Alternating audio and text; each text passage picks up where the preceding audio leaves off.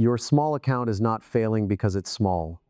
It's failing because your mind is treating trading like a threat and you don't even know it. Every hesitation, every revenge trade, every time you moved a stop loss just this once. That wasn't weakness. That was your nervous system doing exactly what nervous systems do, protecting you from pain. The problem is, the market doesn't care about your protection mechanisms. It just keeps moving. You are not undercapitalized. You are under-psychologized. And that is a completely solvable problem, but only if you're willing to look at it directly. Let's look at it directly together right now. I want you to stay with that for a moment before we go any further. Because I know what happens when most traders hear something like that. They nod, they think, yeah, psychology, I get it. And then they go right back to looking for a better indicator. Another entry signal, a different moving average crossover that maybe this time will finally make everything click. I understand that impulse. I really do. Because it is so much easier to believe the problem is out there in the chart, in the system, in the broker, in the market maker who's hunting your stops than it is to turn around and look in the mirror. Looking in the mirror is uncomfortable. Looking at a chart is not. And so we keep looking at charts. But here is what I have spent decades learning, watching, observing in traders at every level, from people trading a $500 account in their bedroom to professionals managing millions in institutions. The problem is almost never the strategy. The problem is almost never the system. The problem is the space between the system and the human being executing it. That space, that invisible, uncomfortable, deeply personal space, is where accounts go to die. And it's also, when you understand it, where consistent traders are actually born. So let's go into that space today.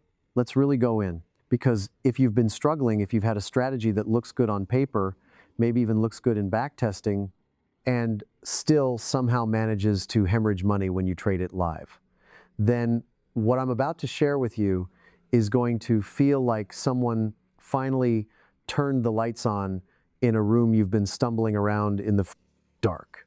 And I want to start by telling you something that I think is the most important thing you could hear right now before we get into any of the principles or the practices or the psychology frameworks. I want to start by telling you this. You are not broken. I need you to actually hear that, not just read it, not just let it slide past you. You are not broken. You have not been beaten by the market. You have not been proven to be someone who cannot do this. What has happened is that you have been misled, genuinely, deeply, systematically misled into believing that the chart is the whole game. That if you just get the technical analysis right, the money will follow. That if you just find the right setup, the right risk to reward ratio, the right time frame, everything else will fall into place. That is the great lie of trading education. And it has cost more people more money than any bad trade ever could. Because here is the truth, and this is something I have observed so many times that I would stake everything I know on it. A profitable strategy in the hands of an undisciplined mind is not a profitable strategy. It is just a more sophisticated way to lose money. The strategy is only as good as the psychology executing it, always, without exception. Now, I want to tell you a story, not because stories are decorations on top of the real content, but because I believe stories are how we feel things before we understand them, and you need to feel this before it will actually change anything for you. Imagine a roulette wheel, a real one in a real casino, spinning on a real table. Every single spin of that wheel is completely independent of every spin that came before it. The wheel has no memory. It does not know that red came up 4 times in a row. It does not know your name.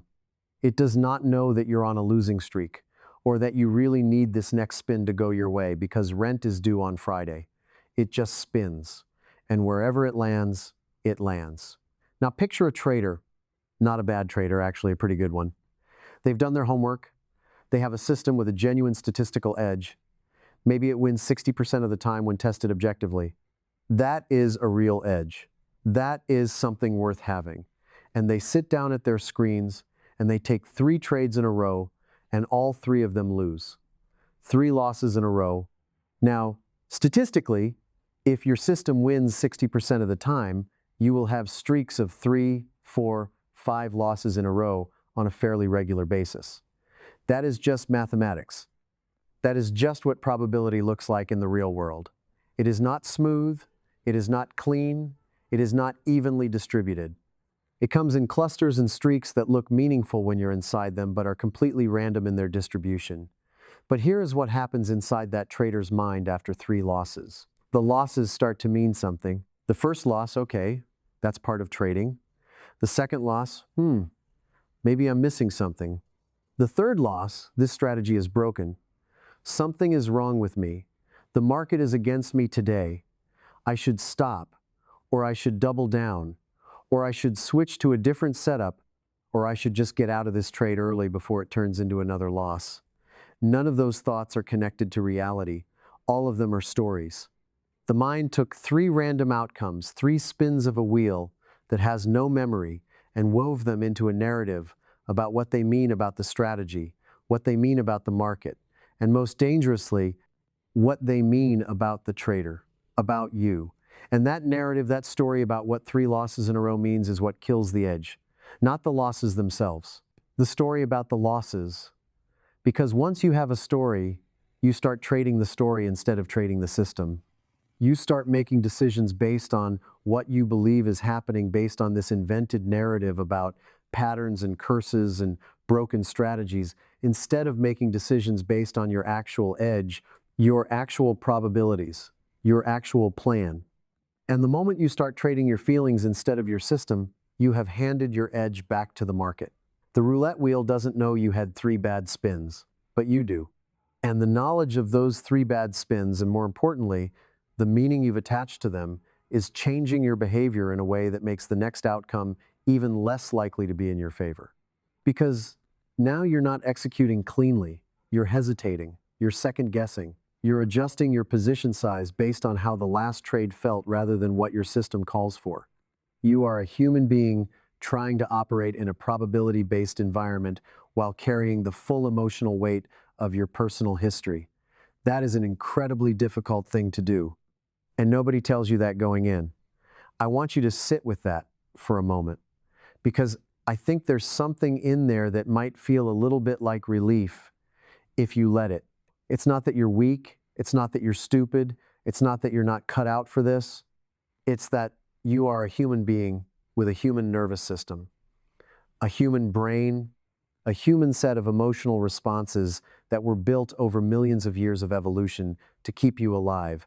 And you are trying to operate in an environment that requires you to do things that are fundamentally counterintuitive to almost everything your nervous system was designed for. Your nervous system does not like uncertainty. It was built to resolve uncertainty fast. Because in the ancient environment our brains evolved in, uncertainty often meant danger. Something moving in the bushes might be a predator. You don't have time to gather more data. You act, or you get eaten. So, we became meaning-making machines, pattern recognition engines, story weavers who could take 3 data points and construct a whole narrative about what is happening and what it means and what we need to do about it. That capacity is brilliant in many environments. In trading, it is catastrophic because the patterns you see are often not real. The narrative you construct is often not connected to what the market is actually doing. And the actions you take based on that narrative are often the precise opposite of what your edge requires. This is not a character flaw, this is biology.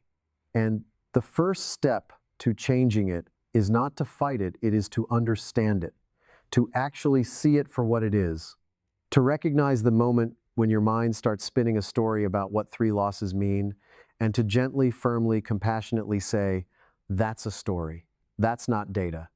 Let me come back to the plan. Now I want to tell you another story. This one is about a soldier named Hiroo Onoda. Hiroo Onoda was a Japanese soldier who was stationed in the Philippines during World War II. He was loyal, disciplined, trained, and fiercely committed to his mission. He believed in what he was doing. And when the war ended, when Japan surrendered in 1945, nobody told Hiroo, or rather, he was told, but he didn't believe it. He thought it was enemy propaganda. He thought it was a trick to make him give up. And so he stayed in the jungle, fighting, for 30 years, until 1974. Think about that. A man who was skilled, disciplined, committed, willing to sacrifice everything, fighting a war that had been over for 3 decades. Not because he was crazy, not because he was foolish, but because he was operating on beliefs that were no longer true. He was loyal to a reality that no longer existed. And his loyalty to those old beliefs cost him 30 years of his life. Now, here is the question I want you to sit with, because this is where it gets personal. What beliefs are you still fighting for that were written in a time that no longer exists? Because most traders, and I mean most, across the board, across every account size, across every level of experience, are operating on emotional rules that were written in childhood. Rules that said, uncertainty is dangerous, losing means failing, you must be right to be safe, you must be certain before you act, or something bad will happen.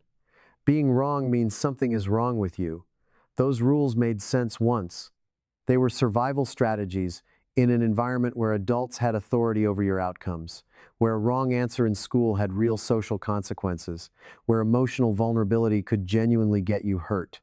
Those rules were written to protect you, and they did protect you in the environment they were designed for. But the market is not that environment. The market doesn't care whether you were right or wrong. The market has no opinion about you. The market does not punish you for being wrong, it simply moves, and your position either aligns with that movement or it doesn't. There is no judgment in it. There is no verdict on your worth as a human being. There is just price, moving through time, and your position relative to that price. And yet, when a trade goes against you, the old rules fire up. The old survival software activates. Because to the part of your brain that wrote those rules when you were 8 years old, a loss does not feel like a statistical outcome in a probability distribution. It feels like proof. Proof that you were wrong, proof that you made a mistake, proof that you are not good enough, not smart enough, not skilled enough to do this.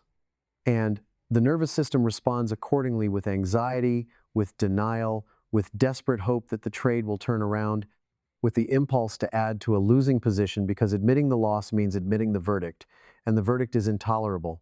You are not losing trades because you have a bad strategy. You are losing trades because you are running software that was written for a completely different operating environment. You are Hiru Onoda in the jungle, loyal to a mission that the world has moved past, fighting a war that ended long ago. But here's the difference between you and Hiru. You are watching this right now. You are here in this moment listening to this, which means some part of you already suspects that something is off. Some part of you has already started to question the old rules. And that questioning, that willingness to actually look at what's been running under the hood is the beginning of everything. So let's build something now. Let's take what we've felt in these stories and turn it into a framework you can actually live in. Because stories are how we feel it, but principles are how we change it. And there are 4 principles that I want to give you today. 4 ideas that if you actually let them land, not just understand them intellectually, but actually let them rearrange the way you see yourself, and the market will change the trajectory of your trading in a way that no indicator, no strategy, no system ever could. The first principle is this: the market is neutral. You are not. Read that again. The market is neutral. You are not. The market does not know your name. It does not know your position size. It does not know that you need this trade to work to cover this month's expenses, or that your spouse is skeptical about your trading, or that you've had 3 bad weeks in a row and your confidence is hanging by a thread. It does not know any of that. It simply moves. Price goes up, price goes down, price goes sideways. The market is doing what markets do, aggregating the decisions of millions of participants into a constantly shifting price discovery process. That is all. There is no agenda, there is no malice, there is no intelligence in the market that is specifically targeting your stop loss or waiting for you to enter before reversing.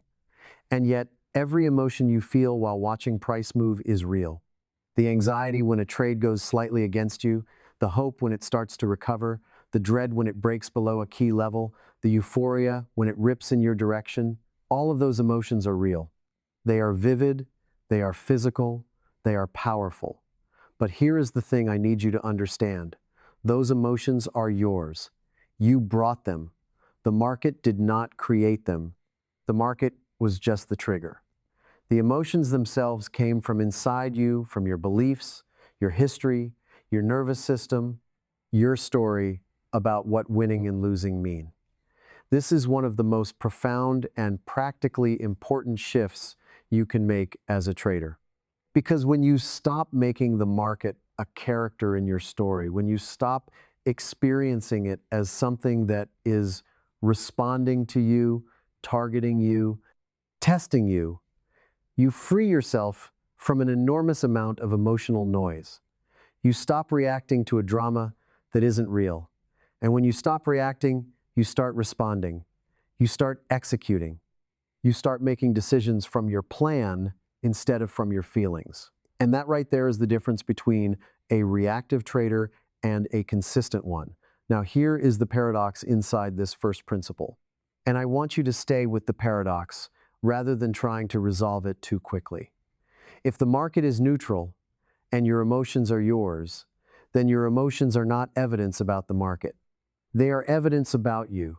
When you feel anxiety, that anxiety is not telling you something true about what the market is going to do next. It is telling you something true about what is happening inside your nervous system. And that is actually extraordinarily valuable information if you know how to read it. Because when you feel that anxiety, you can stop. You can recognize there's a belief firing right now. There's some old rule telling me this is dangerous. Let me look at it. Is this anxiety coming from a real signal in my system, an actual indication that this trade setup is compromised? Or is this anxiety coming from the fact that I've had 2 losses today and my brain is now treating every trade as a threat? Learning to distinguish between those two kinds of anxiety is one of the highest level skills a trader can develop. And it starts with understanding the first principle. The market is neutral. What is not neutral is you. The second principle is this. Consistency is a state of mind before it is a set of results. And I know that sounds backwards, because our instinct is to say, if I get consistent results, then I'll feel like a consistent trader. We think results come first and identity follows. But I have watched enough traders over enough years to say with complete confidence, it works the other way around. You have to think like a consistent trader before the results appear. The identity has to come first. Otherwise, every loss shakes the foundation. Every bad week makes you question whether you should even be doing this. Every mistake becomes evidence that you were never really consistent to begin with. What does it actually mean to think like a consistent trader? It means this. You execute your plan when you feel like it and when you don't. You take the signal when it appears, even if the last 2 signals lost, because your edge is defined over hundreds and thousands of trades, not over the last 3. You take the loss when the market tells you you're wrong, without drama, without making it mean something about your worth. And you take the win with the same emotional temperature as the loss, not with euphoria, not with the feeling that you finally figured it out, but with a quiet acknowledgement that the process produced a favorable outcome this time, and the process is what you're committed to. That is incredibly boring from the inside, and I mean that sincerely. Consistent trading is boring. It is repetitive. It is process-oriented in a way that our brains, which crave novelty and excitement and the dopamine hit of a big win, actively resist. And here is the dark truth inside that observation. Many traders who struggle are not primarily struggling because of fear. They are struggling because of addiction. They are addicted to the emotional volatility of trading, the highs of the wins, the drama of the reversals, the story of the comeback. The market is a perfect machine for delivering that kind of emotional stimulation, and the nervous system learns to crave it in the same way it can learn to crave any other source of dopamine. I want you to think about a casino owner. Not a gambler, a casino owner. The owner of the casino does not stand at the roulette table watching every spin with anxiety.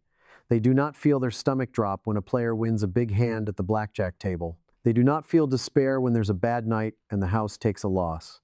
They know with the kind of deep, bone-level certainty that comes from truly understanding probability that over thousands and thousands of hands and spins and pulls of the slot machine lever, the mathematical edge will pay. The house will win. Not every hand, not every night, but over time, always. The edge is inviolable if you let it play out. You are meant to be the casino in your trading. You are not meant to be the gambler. The gambler is in it for the excitement, the possibility of the big score, the rush of not knowing what happens next. The casino owner is in it for the process, the systematic, boring, reliable expression of a mathematical edge across a large sample of events. The gambler loses over time, even when they get lucky, because they haven't submitted to the edge. The casino owner wins over time, even when they have bad nights, because they have completely surrendered to the math. Which one are you being right now? And I'm not asking that as a judgment. I'm asking it as a genuine, compassionate question, because the answer tells you everything about what needs to change. The third principle is this: fear doesn't disappear, it gets replaced. And this is where so much well-meaning trading advice goes completely wrong, because the advice is usually just be disciplined, just control your emotions, just follow your rules, as if you could willpower your way to fearlessness, as if the anxiety and the hesitation and the impulsive decisions were simply a matter of not trying hard enough. And if you have ever tried to willpower your way through fear-based trading, you know deeply in your bones that it doesn't work. You white-knuckle through one trade and blow it on the next. You hold it together for a week and then have one terrible session that undoes everything. Willpower is not the solution, because willpower is fighting the symptom. The symptom is fear. The cause is a belief.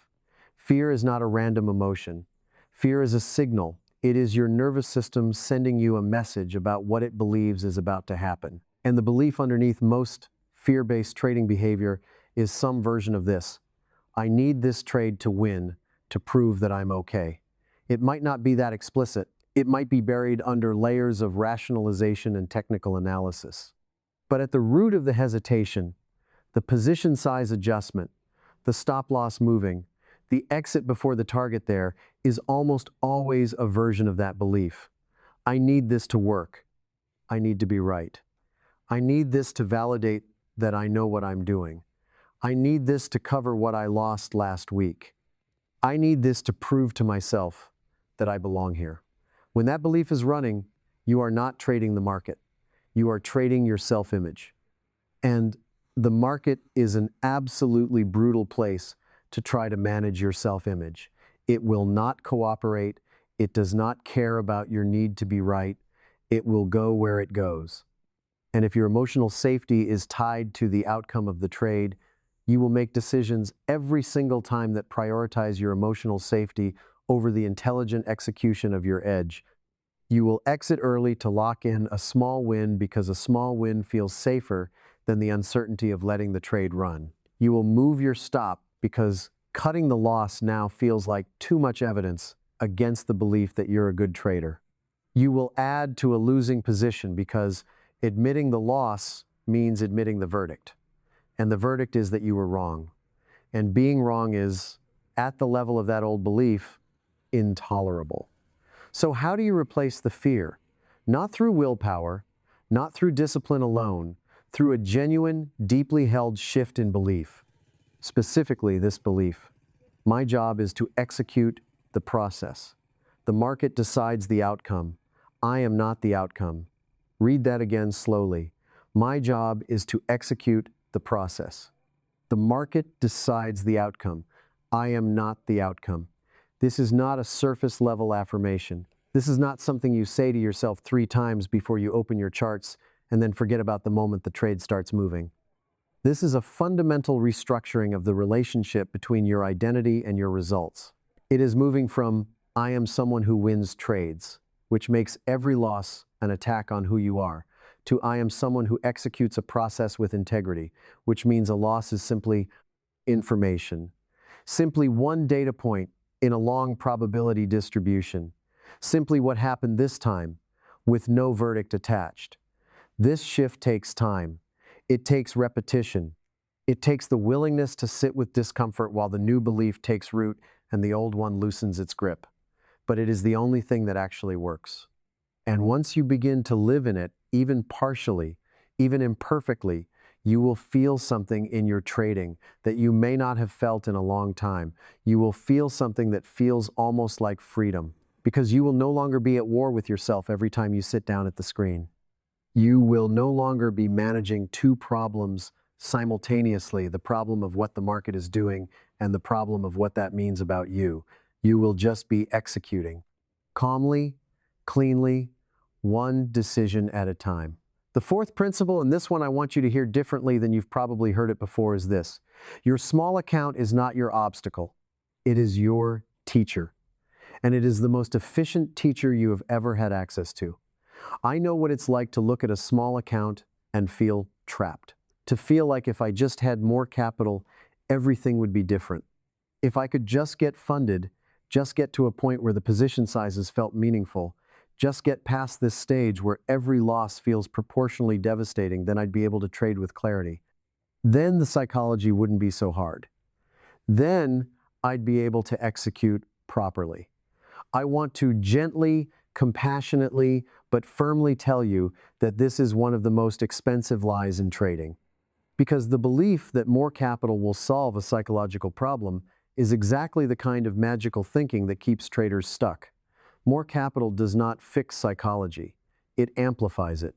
A trader who loses because of fear-based decision-making with a small account will lose faster and more with a large one. Because the position sizes are bigger, the dollar amounts are larger, and the emotional pressure intensifies, which means the psychology gets worse, not better.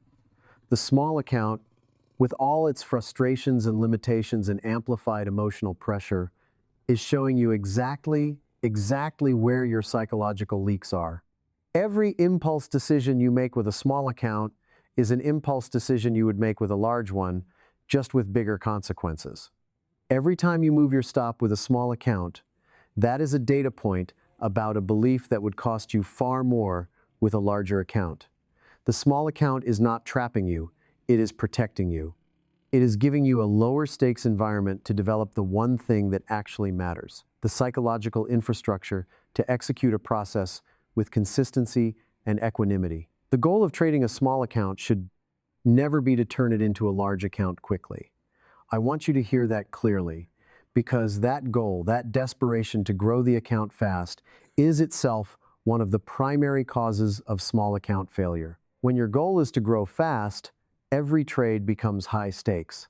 Every decision is loaded with urgency. You start taking trades you shouldn't take because you're trying to make up for lost time, lost money, the feeling that you're falling behind. And desperation in trading is a guaranteed edge killer. The market can smell it, or rather, your own nervous system can smell it and it will execute accordingly. The goal of trading a small account should be to build a mind that deserves a big one. That is the only goal that will actually get you where you want to go. And it is a goal that is completely within your control, right now, today, with whatever account size you have, because building a mind is not about money. It is about beliefs, habits, processes, and the slow, patient, disciplined practice of executing your plan with integrity over and over and over again until it becomes who you are, not just what you try to do. Capital follows psychology, always, always, without exception. Fix the mind, build the track record, demonstrate the consistency, and the capital will come, maybe through your own saved earnings, maybe through a prop firm that will fund you once you can show a consistent process, maybe through investors who can see in your trading record the kind of equanimity and discipline that they want managing their money. But it starts in the mind. It always starts in the mind. Now, I want to make all of this practical because insight without practice is just philosophy. And philosophy, as beautiful as it is, does not pay the bills or build the account. So let me give you three things, three simple, grounded, immediately actionable things that you can take from this video and apply tomorrow morning before your charts are even open. The first thing is what I call the pre-trade belief audit. It takes 2 minutes. You do it before every single session. Before you open your platform, before you look at your watch list, before you check what price is doing, you sit quietly for 2 minutes and you ask yourself 3 questions out loud, not in your head, out loud or written in a journal, something that makes the answers real and concrete instead of letting them stay as vague background noise. The first question, am I trading to prove something to myself today? Sit with that. Really sit with it. Is there a feeling of needing to make back a loss? Is there a feeling of needing to demonstrate to yourself or to someone else that you know what you're doing? Is there urgency? Is there pressure? These feelings are not trading signals. They are signals that your psychology is not in a place to execute cleanly. And if you are honest with yourself about that before you sit down, you can make a clear-headed decision about whether today is actually a day you should be trading. The second question, can I genuinely afford emotionally to lose this trade? And I don't mean financially, though that matters too. I mean emotionally. If this trade goes to its full stop loss right now, today, will you be okay? Will you be able to take the next trade according to your system without this loss bleeding into your decision making? If the honest answer is no, if a loss on this trade would send you spiraling, would create the urge to revenge trade, would undermine your confidence for the rest of the week, then you are not in the right emotional place to take this trade. And the most disciplined thing you can do is recognize that and step away. The third question, is my plan written and will I follow it regardless of what I feel? Not do I have a plan in my head. Written, specific, with entry criteria, stop level, target level, and position size all determined before price is moving and emotions are running. If the plan is not written, the plan doesn't exist. It's just an intention. And intentions dissolve the moment a trade starts to move against you. Write the plan, commit to the plan, and before you execute, ask yourself whether you actually intend to follow it or whether you're already planning to make adjustments based on what the market does next. If the answers to these 3 questions suggest that your psychology is not ready, do not trade that session. I know that is hard to hear. I know it can feel like giving up, like weakness, like you're letting fear win. But you are not letting fear win by stepping away from a session where your psychology is compromised. You are exercising the highest form of trading discipline. You are protecting your edge. You are being the casino owner who decides not to open the tables on a night when the conditions are not right, rather than the gambler who plays anyway because they can't stand not to. The second practice is this: redefine what a good trade means. From today forward, a good trade is not a trade that makes money. A good trade is a trade where you followed your plan with complete emotional neutrality, where you entered because your system gave a signal, where you placed your stop, where your system told you to place it, where you exited at your target or at your stop without deviation, without moving the stop, without exiting early, without adding to the position because you had a feeling about where price was going. A trade executed with perfect process adherence is a good trade, even if it loses, especially if it loses.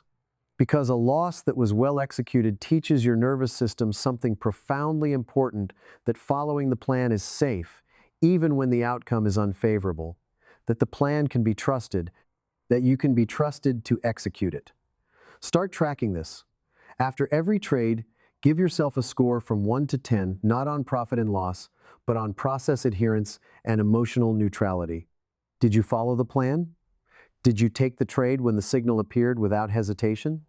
Did you let it run to the target or stop without interference? Did you feel relatively neutral through the experience, or were you white-knuckling it, praying, hoping, dreading? Honest scoring on these dimensions will show you more about where your edge is leaking than any amount of technical analysis review. Because the leaks are not in the strategy. The leaks are in the execution. And the execution is where the psychology lives. And here is what I have seen happen over and over when traders adopt this framework consistently. Something remarkable begins to shift. When you stop tying your identity to individual outcomes, when you start measuring success by process rather than by profit and loss, the emotional charge around individual trades begins to decrease. The anxiety starts to quiet. And when the anxiety quiets, the execution improves. And when the execution improves, the results over time, over a large enough sample, start to reflect the actual edge of the system. The system that was always there, the system that was always working. The system that was always being undermined by the emotional noise of trading your self-image rather than your edge. The third practice is the probability journal. At the end of every week, not every day, every week, because daily results are too noisy to draw meaningful conclusions from, you write one sentence, just one sentence. It goes something like this. I took 14 trades this week. My system's historical win rate is 60%, which means statistically I could expect to win approximately 8 or 9 of those trades. I actually won 7, which is within normal variation of my expected distribution. The outcomes are consistent with probability. Or maybe I took 14 trades and won 3. That is significantly below my expected win rate and warrants examination not of the trades I lost, but of whether I executed my system correctly on all 14. Were the entries valid? Were the stops placed correctly? Were the exits taken at the right levels? Or did emotional interference compromise the execution? Do you see the difference in how that kind of reflection feels compared to, I had a terrible week, I'm a bad trader, what is wrong with me? One is analytical, one is responsible, one is about data and process and probability. The other is a story and not a useful one. What the probability journal does, practiced consistently over months, is train your brain to think in distributions rather than in individual outcomes. And thinking in distributions genuinely, habitually, naturally is perhaps the single most important psychological leap a trader can make. Because the moment you start experiencing a losing trade as simply one data point in a long series of trades, rather than as a verdict on your worth or your strategy, everything changes. The fear of the individual trade begins to dissolve. Because you're not afraid of one flip of the coin when you know you're going to flip it 1,000 times and the edge pays over time. You're only afraid of it when you've convinced yourself that this particular flip is the one that matters, the one that counts, the one that reveals the truth about whether you're good enough. It doesn't reveal any such thing. It is just one flip. Let it be one flip. And now I want to bring you back to the beginning. I want to bring you back to that bold statement we started with, because I think you hear it differently now than you did at the start of this video. Your small account is not failing because it's small. It's failing because your mind is treating trading like a threat. Every hesitation, every revenge trade, every move stop loss, those were not failures of discipline. They were your nervous system doing what nervous systems do, protecting you, running old software in a new environment, being loyal to beliefs that were written in a different time, for different circumstances, by a younger version of you who needed those beliefs in order to survive. And that is, I want you to hear this, completely understandable, completely forgivable, completely workable, because software can be updated, beliefs can be replaced. The nervous system, as stubborn as it can feel, can learn new patterns, not through force, not through willpower, through repetition, through understanding, through the patient, compassionate practice of doing the right thing, executing the process, honoring the plan, letting the outcome be the outcome until the new way of being becomes the default way of being. You are not failing. You have been misled into fighting the wrong war. You have been told, explicitly or implicitly, that the chart is the whole game, that if you just get the technical analysis right, the rest will take care of itself. And that is simply not true. The chart is not the whole game. The chart is the surface. What lies beneath it in you, in your beliefs, in the invisible space between your plan and your execution? That is the whole game. And you now have a map of that territory. Not a complete map, not a perfect map, but enough to begin navigating differently. You are not broken. You have not been beaten. You have just been misled into believing that the chart was the whole game. The chart is not the whole game. You are. So let me leave you with this. If something in this video landed, if you recognized yourself somewhere in here, in the roulette wheel story or the soldier in the jungle, in the description of what happens in the space between your plan and your execution, I want you to know that recognition is not a small thing. Most traders never let themselves see it.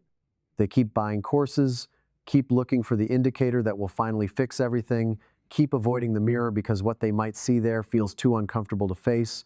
You let yourself see it today. That takes something. That takes a kind of honesty and courage that is, in my experience, the actual foundation of everything else. So do one thing for me. Leave a comment below, just one word, the word that describes what you're taking away from this video. Curious, relieved, seen, challenged, ready. Whatever it is, put it there, because it tells me that this kind of conversation is worth having, and it helps me understand what you need more of. And if you want more conversations like this one, slow, honest, psychological conversations about what trading actually asks of us, not just technically, but humanly, subscribe. Not because I'm asking you to collect another channel, but because what we're building here together is something different. It's not about the next indicator. It's not about the next strategy. It's about the person behind the screen. It's about building a mind that the results can actually flow through without being blocked by fear and story and old beliefs that no longer serve. That is worth building. You are worth building. I'll see you in the next one.